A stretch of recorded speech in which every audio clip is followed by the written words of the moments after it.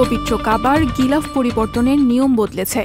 আগে এটি করা হতো পবিত্র হজের দিন, কিন্তু গত বছর থেকে হিজরি নতুন বছরের প্রথম প্রহরে পরিবর্তনের এই নতুন ধারা শুরু হয়।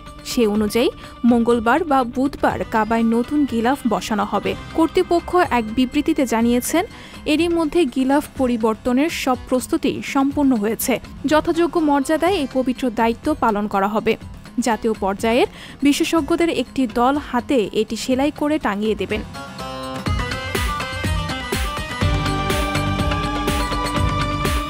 কাবার গিলাফ তৈরির জটিল প্রক্রিয়াটি 10টি ধাপে সম্পন্ন হয়।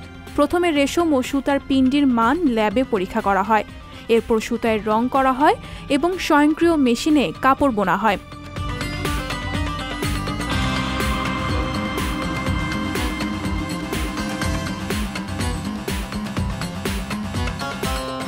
(658 বর্গমিটারের এই গিলাফটি তৈরিতে 670 কিলোগ্রাম কালো রেশম ব্যবহৃত হয়। 47টি কাপড়ের টুকরো সেলাই করা হয়। এরপর কালো গিলাফের গায়ে মেশিনের ছাপ দিয়ে লেখা হয় আল্লাহর নাম ও গুণাবলী। এছাড়া গিলাফে আরবি হরফে যুক্ত থাকে মক্কা আল মুকাররমা, চলতি সন এবং সৌদি বাদশার নাম।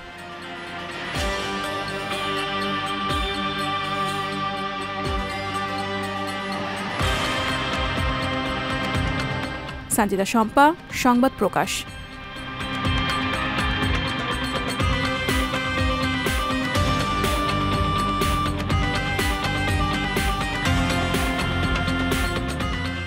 সংবাদ, ফিচার ও অনুষ্ঠানের জন্য ভিজিট করুন সংবাদ প্রকাশের ওয়েবসাইট এবং যুক্ত থাকুন ফেসবুক পেজ ও ইউটিউব চ্যানেলের সঙ্গে।